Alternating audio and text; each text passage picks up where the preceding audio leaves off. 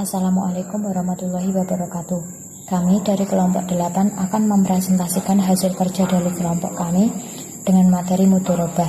Sebelumnya saya akan memperkenalkan anggota dari kelompok 8. Yang pertama ada Ardian Dwi Arnando dengan NIM 106, yang kedua ada Ikhwan Fadilah dengan NIM 112, yang ketiga ada Zaki Nur Kahfi dengan NIM 134, dan yang terakhir ada saya sendiri Friska Dwi Irianti dengan NIM 144.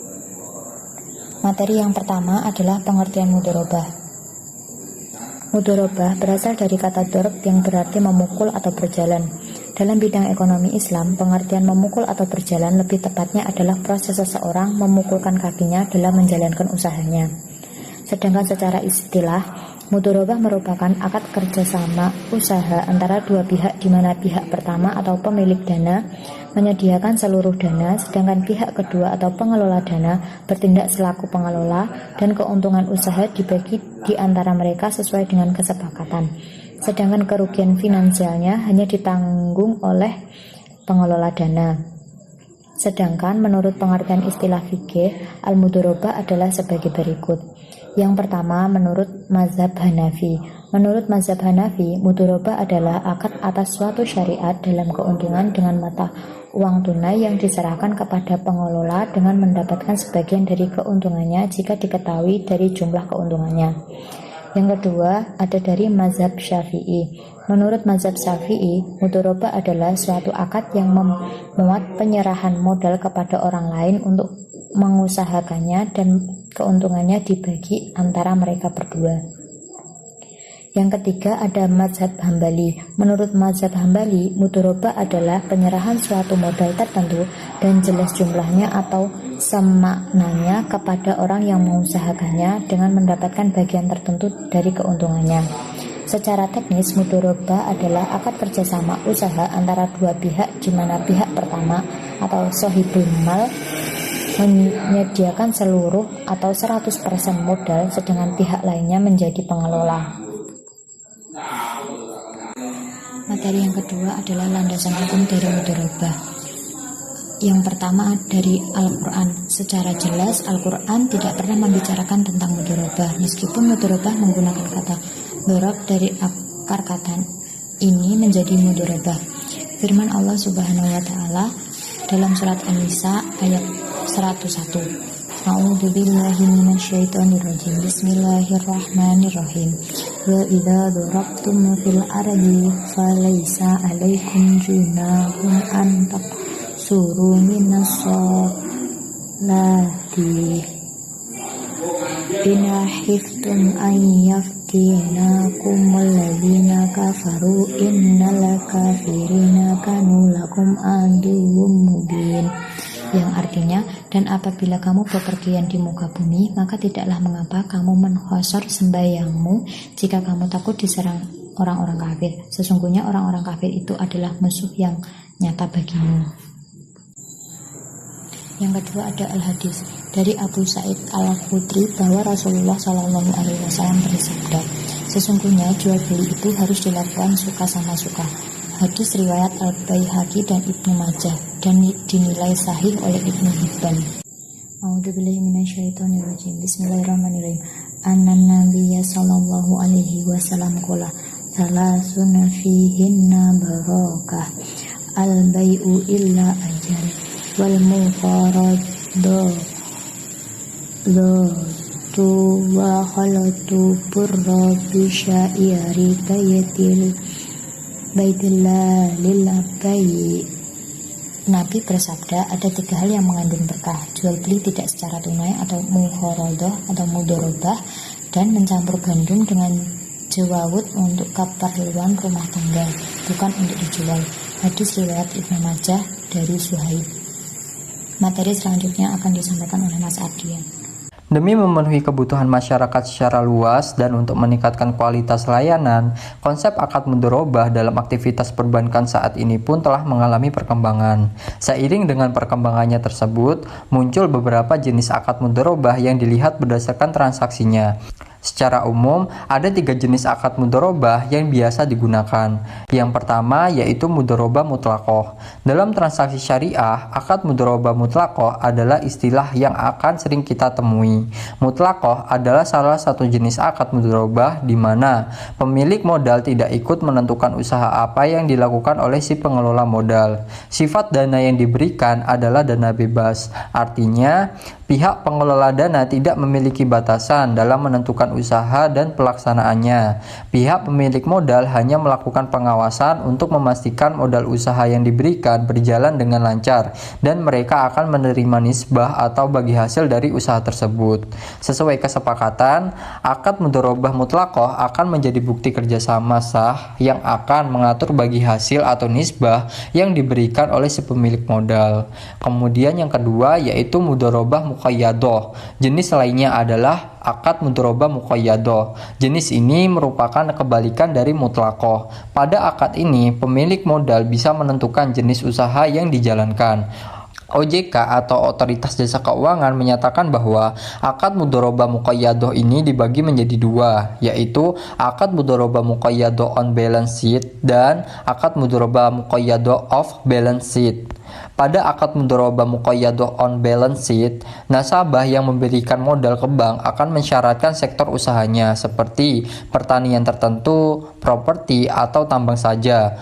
Lalu pihak bank yang menyalurkannya dan pencatatan dilakukan secara on balance sheet. Kemudian untuk penentuan nisbah dilakukan oleh pihak bank dan nasabah investor. Sementara itu, pada mudharabah muqayyadah off balance sheet, bank akan bertindak sebagai perantara atau arranger yang mempertemukan si pemilik modal dengan pengelola modal.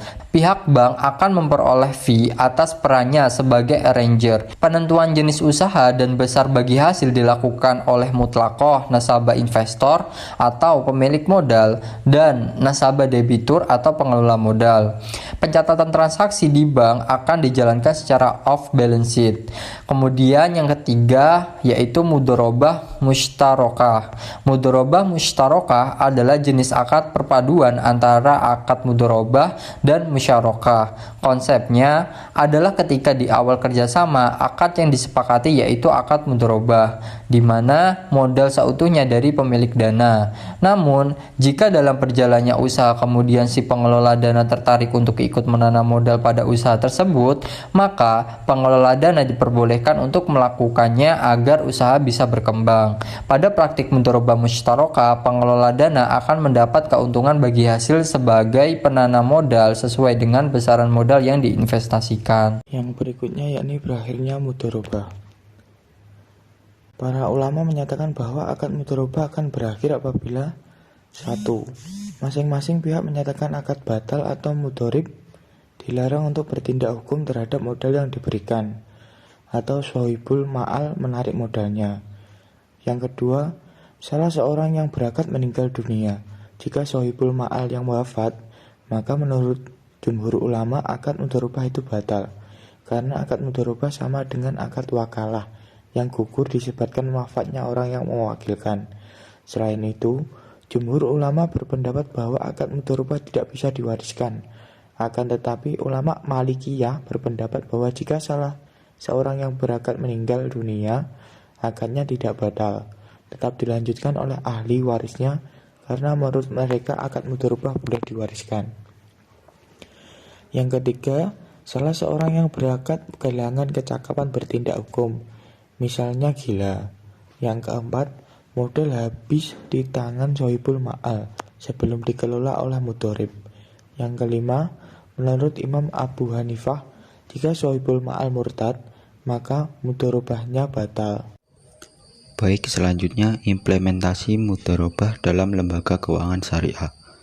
Mudharabah adalah suatu akad kerjasama antara pemilik modal dengan pengusaha, di mana pemilik modal menyarankan modal kepada mudharib untuk diproduktifkan.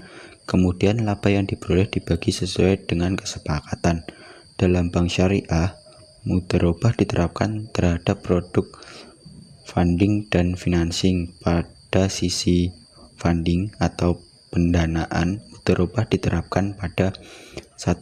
Tabungan, baik tabungan biasa maupun tabungan berjangka, waktu seperti tabungan haji dan kurban.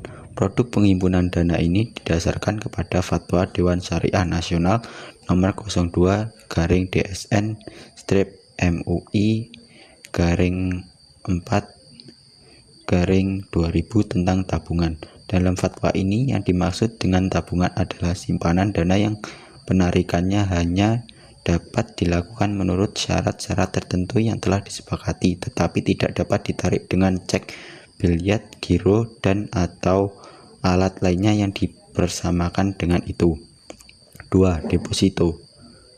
Baik deposito maupun deposito spesial, di mana dana yang dititipkan pada bank khusus untuk bisnis tertentu. Produk ini didasarkan kepada Fatwa Dewan Syariah Nasional nomor 03-DSN-MUI-4-2000 tentang deposito. Pada fatwa ini yang dimaksud dengan deposito adalah simpanan dana berjangka yang penarikannya hanya dapat dilakukan pada waktu tertentu berdasarkan perjanjian nasabah penyimpanan dengan bank. 3. Akad mudharabah. Pada sisi funding atau pendanaan ini, yang bertindak sebagai sohibul mal adalah nasabah yang menyalurkan dananya kepada bank. Sementara itu yang bertindak sebagai mudharib atau pengelola dana adalah bank syariah.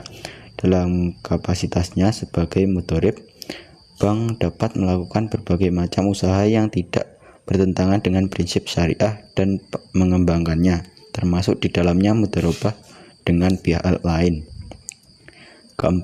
Sementara itu pada sisi financing, mudharabah pada perbankan syariah diterapkan untuk pembiayaan mudharabah, baik pembiayaan modal kerja maupun investasi khusus atau mudharabah mukhayah.